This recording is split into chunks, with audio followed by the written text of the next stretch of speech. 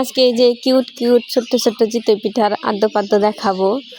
এই যে আমার ভাবি তুলছে, এই যে কত সুন্দর এই পিঠাগুলো দেখতে যেমন সুন্দর, দুধে যখন দেওয়া হয় তখন কিন্তু অনেক সুন্দরভাবে ফুলে যায়। এখন ছোট ছোট দেখা গেলেও দুধে দেওয়ার পর একটু ফুলে যায়, তখন আর একটু বড় হয়, তাই জন্য একটু ছোট করেই বানানো হয়েছে। এই যে দেখুন কত সুন্দর, এই পিঠাগুলো দেখতেও কিউট, খেতেও ভালো লাগে। এই পিঠা পছন্দ করে না এমন কোনো মানুষই নেই।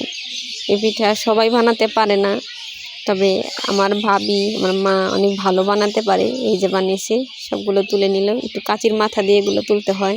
এগুলো তোলার একটা ট্রিক্স আছে, যেটা তারা জানে, এটা আমিও পারি না বানাতে, আমি কখনো বানাইনি। এই যেটা তুলে ফেলবে, কাঁচির মাথা দিয়ে তুলতে হয়। একটু খুঁচিয়ে খুঁচিয়ে সবগুলো আলগা করে দিলে সুন্দরভাবে উঠে যায়। এই যে সবগুলো তুলে ফেললো এখন।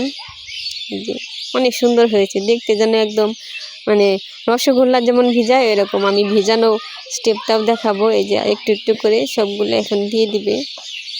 অনেক সুন্দর, সমানভাবে দিতে হবে, তা না হলে একটা পিঠা ছোট হবে, একটা পিঠা বড় হবে, তখন কিন্তু ভালো হবে না। এই যে সবগুলো দেওয়া হয়ে গেলেই একটু যখন এই যে বুদবুদগুলা বের হবে, সেই পর্যায়ে ঢেকে দিতে হবে। এগুলো বানানোর অনেক ট্রিক্স আছে, যেটা আমি জানি না, তারা জানে। এই যেভাবে এখন এই পর্যায়ে এসে ঢেকে দেবে। এই যে ঢেকে দিল, এখন হয়ে যাবে, সিম্পল।